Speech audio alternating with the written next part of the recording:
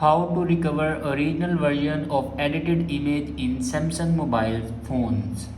So let's start the video. First of all, open gallery and then open photo. Suppose this photo and then click on edit. Now here I can do simple edit like that,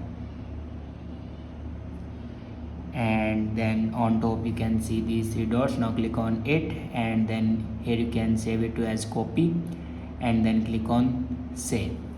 Now click on save, and if you want it original version, then simply click on edited picture and then click on edit option, and then on top you can see the revert option. Now click on revert to original. Now click on revert to original and then click on save. So this is the way to recover original version of edited image in Samsung mobile phones. I hope this video is helpful for you. Thanks for watching.